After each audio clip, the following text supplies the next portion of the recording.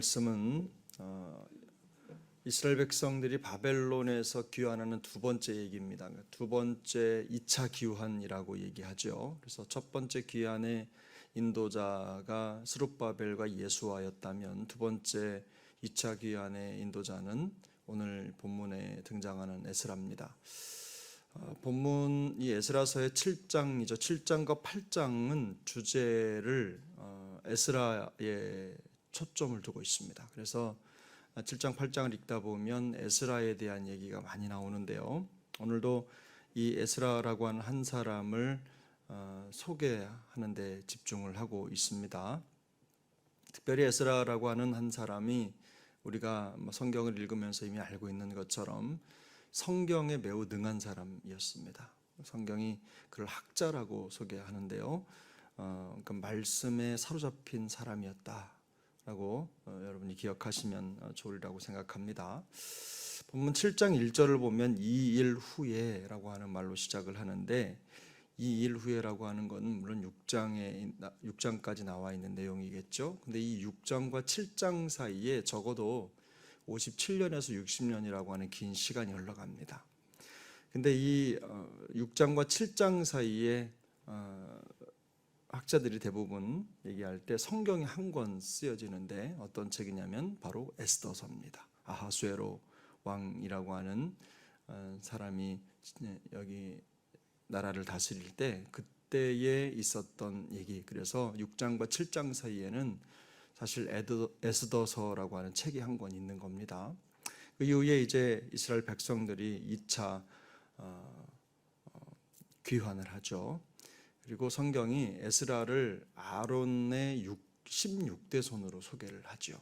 그러니까 이 에스라는 제사장의 후손이면서 동시에 성경을 매우 잘 알고 있는, 여기 보면 오늘 본문 6절에 보면 이 에스라가 성경에 매우 하나님의 율법에 익숙한 사람이라고 얘기하잖아요. 근데 이 익숙하다고 하는 말은 뭐냐면 단순히 성경책의 내용을 혹은 성경책이 읽고 그 내용에 익숙해 있다 이런 정도가 아니라 성경을 가르치고 전달할 만큼 능숙하다 이런 뜻입니다. 하나님의 말씀을 잘 전하는 사람이었다는 뜻이죠. 익숙하다라고 하는 말은요, 시편 45편 1절을 보면 서기관의 붓끝이라고 하는 표현이 등장을 하는데 이 붓끝이라고 하는 말이 우리가 말하는 먹으로 글씨를 쓰는 그런 붓끝이 아니라 사실은 철끝, 철핀을 얘기하는 겁니다. 그만큼 섬세하게 하나님의 말씀을 기록해 또 명확하게 기록하는 그런 도구를 말하는 건데요. 바로 여기 이 익숙하다라고 하는 단어가 바로 그 붓끝이라고 하는 단어하고 같은 단어입니다. 그만큼 이 학사 에스라가 하나님의 말씀을 중요하게 생각했고 또 일평생 말씀을 가르치고 말씀을 연구하고 또 준행하고 가르치는 일에 마음을 쏟았던 사람이라는 것을 강조하고 있는 것이죠. 근데 이 에스라의 특징이 있는데요. 이 에스라의 특징 중에 하나가 뭐냐면 6절에 보면 그가 학자로서 그의 하나님 여호와의 도우심을 입음으로 왕에게 구하는 것은 다 받은 자다 이렇게 소개를 하거든요. 그러니까 성경에 능할 뿐만 아니라 이방의 왕으로부터도 인정을 받았다는 뜻입니다. 성경을 능히 전달하고 가르치고 또 말씀을 익숙하게 하고 있는 그런 사람이었음에도 불구하고 성경을 모르는 이방 왕에게 매우 총애를 받고 있는 사람이라는 걸 알 수 있어요. 성경을 보면요, 느헤미야는 그 궁중에서 일을 하던 사람이었는데 이 학사 에스라는 다른 직함이 없습니다. 하나님의 말씀을 연구하고 그 말씀에 익숙한 학자라는 말, 또 제사장의 후손이라는 말 외에는 학사 에스라에 대한 다른 직함이 없어요. 직임이 없어요. 단지 그가 하나님의 말씀을 가르치고 전달하는데 거기에만 집중했던 사람이라는 걸 알 수가 있습니다. 이방의 환경이었지만 그는 그걸 자기의 직업이라고 생각한 거죠. 근데 그는 놀랍게도 그가 말씀을 연구한다고 해서 세상 이방 사람들에게 인정을 받지 못한 게 아니라는 겁니다. 그런 면에서 우리가 말씀을 우리의 삶의 기준으로 삼고 살아가는 우리에게 시사하는 바가 크죠. 하나님의 말씀을 가진 사람들이 그저 교회에서만 인정을 받는 게 아니라 세상에 있어서도 인정받는 하나님의 사람이 되는 것이 무엇보다 중요하다라는 것을 여러분 기억하시고, 말씀을 연구하는 사람이 세상에 인정을 받는다는 것은 아주 중요한 내용을 우리에게 전달하는 겁니다. 우리가 세상에 어떤 기준이 있어서가 아니라 하나님의 말씀만으로도 세상에 충분히 그들을 넘어서는 비범한 삶을 살 수 있다.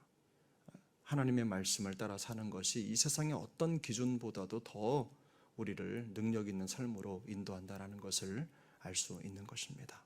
그러므로 여러분, 하나님의 말씀이 우리의 삶의 원칙이요 원리인 줄로 믿습니다. 근데 여기에 이제 이 이스라엘 백성들이 예루살렘으로 귀환을 하는데, 오늘 성경을 가만히 들여다보면 첫 달 초하루에서 다섯째 달 초하루니까 한 바벨론에서 예루살렘까지 거리가 한 4개월 정도 걸린 겁니다. 거기에서 귀환해서 예루살렘까지 오는 기간 동안 4개월이 걸렸는데, 이게 간단한 길이 아니라 사실 목숨을 걸고 오는 길입니다. 그래서 이 에스라가 예루살렘에 도착해서 목숨을 걸고 예루살렘까지 도착을 했는데, 이 학사 에스라가 여기에 예루살렘에 귀환을 해가지고 도착할 때까지 이 성경 기자가 빼놓지 않고 기록한 내용이 뭐냐면, 9절을 보면 하나님의 선한 손에 도우심을 입었다 그랬습니다. 그러니까 하나님께서 에스라를 도와서 그를 거기까지 인도하지 않았다면 올 수 없었던 일이라는 것을 명확하게 얘기하는 거죠. 하나님의 선하신 인도를 따라서 에스라가 예루살렘까지 왔습니다. 근데 이 에스라가 예루살렘까지 와서 내놓은 세 가지 결심이 있습니다. 그 내용이 오늘 본문에 보면 10절인데요. 여러분, 우리 10절을 같이 한번 읽겠습니다. 시작. 에스라가 여호와의 율법을 연구하고 준행하며 율례와 규례를 이스라엘에게 가르치기로 결심하였었다. 여러분, 어떤 결심입니까? 세 가지인데, 하나님의 율법을 연구하고 준행하고 또 가르치기로. 하나님의 말씀을 깊이 있게 연구하고 그 말씀을 또 실천하고 그것을 가르치기로, 이 결심을 했다는 겁니다. 그래서 이스라엘 백성들에게 있어서 제일 중요한 게 무엇인지를 이 에스라가 알고 있었다는 뜻입니다. 긴 포로 생활을 하면서 또 누구 하나 하나님의 말씀에 대해서 명확하게 가르쳐 줄 수 없는 이스라엘 백성들이 예수님의 말씀대로 목자 잃은 양 같은 유리하는 삶을 살아갈 수밖에 없는 것이고, 또 그들이 돌아왔을 때에도 황폐한 그 땅을 그저 일구고 성전을 건축했다고 해서 그들의 신앙이 바로 세워지는 게 아니라는 겁니다. 그래서 이 에스라는 그 과정에 긴 시간 동안 귀환해서 예루살렘에 돌아온 이후에 그가 가장 먼저 중요하게 생각한 것은 이스라엘 백성들이 진정한 개혁을 이루고 과거의 삶을 답습하지 않을 수 있는 유일한 비결은 그들이 하나님의 말씀을 아는 것이다. 하나님의 말씀에 익숙한 삶을 살아가는 때에 그들은 진정한 개혁을 이룰 수 있고, 과거 조상들이 범했던 죄를, 그 죄악의 길을 답습하지 않는다라는 것을 명확하게 알고 있었습니다. 그래서 에스라는 하나님의 말씀을 연구하고 준행하고 가르치는 것에 자기의 사명을 둔 것입니다. 사랑하는 여러분, 이 에스라의 결심과 사실 우리 이 땅에 세워진 교회의 사명이 똑같습니다. 에스라가 가졌던 결심, 하나님의 말씀을 연구하고 그 말씀을 준행하고 그 말씀을 가르치고. 교회의 존재 목적이 무엇입니까? 하나님의 말씀을 연구하고 또 그 말씀을 실천하고 또 그 말씀을 선포하고 가르치고. 이게 우리 교회의 목적 아닙니까? 사람의 변화, 그러니까 에스라의 입장에서 봤을 때 그 사람이 새롭게 되고 변화되고 또 죄에서 벗어나고 하나님의 뜻을 이룰 수 있는 길이 무엇입니까? 바로 하나님의 말씀이라는 것을 명확하게 알고 있었다는 거예요. 지금도 마찬가지죠. 오늘 이 땅에 지금의 시간을 살아가는 우리에게 있어서도 우리 그리스도인들의 변화는 오직 하나님의 말씀으로만 가능합니다. 다른 어떤 것으로 이루어지는 게 아니라 하나님의 말씀으로 되는 거죠. 여러분, 이스라엘 백성들이 망한 중심에 무엇이 있습니까? 그들이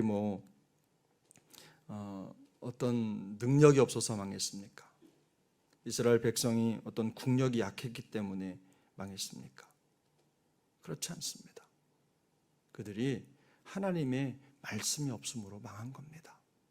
그래서 호세아 선지자는 호세아서 4장에 보면 그 백성이 하나님의 말씀에 대한 지식이 없음으로 망한다고 했어요. 그래서 우리 그리스도인들도 마찬가지죠. 우리 그리스도인들이 방향을 잃어버리고 또 변화가 멈춰서고 또 성숙이 멈춰서고 또 교회가 정체성을 잃어버리는 이유가 어디에 있느냐? 하나님의 말씀을 깊이 있게 연구하지 않고 준행하지 않고 그 말씀을 또 가르치지 않기 때문인 것입니다. 여러분, 우리 교회가 하나님의 말씀을 가르치는 교회 되길 바랍니다. 말씀을 배우고 익히는 일에 마음을 쏟는 우리 영가족 모두가 될 수 있기를 소망합니다. 여러분, 그게 소망입니다. 그래서 성경을 마무리하는 요한계시록이죠. 요한계시록의 앞쪽을 보면 1장에 보면 하나님의 말씀을 듣고 그것을 지키고 행하는 자, 그 말씀을 듣고 지키는 자, 그런 자들이 하나님 앞에서 복이 있다고 말씀하고 있어요. 제가 그 말씀을 정확히 읽어드리면 이런 거죠. 요한계시록 1장 3절에 이 예언의 말씀을 읽는 자와 듣는 자와 그 가운데 기록한 것을 지키는 자에는 복이 있나니 때가 가까움이라. 그래서 여기에 읽는 것과 듣는 것과 지키는 것은요, 그 중에 하나만을 해서는 완벽하게 되지 않는 겁니다. 이 본문에 보면 읽는 것과 듣는 것과 지키는 것이 다 하나로 연결되어 있습니다. 그래서 과거에 이스라엘 백성들도 마찬가지예요. 하나님을 안다라고 하는 표현을 쓰면 그들은요, 하나님의 말씀을 지켜 행하며 하나님의 뜻을 준행하는 자로 인식을 했습니다. 단순히 성경을 알아 정도가 아니라 그 말씀을 지켜 행하는 자들이었다. 그러므로 여러분, 우리가 일평생 살아가는 동안 우리를 변화시키고 새롭게 할 수 있는 길은, 유일한 길은 하나님의 말씀밖에 없음을 인정할 수 있길 바랍니다.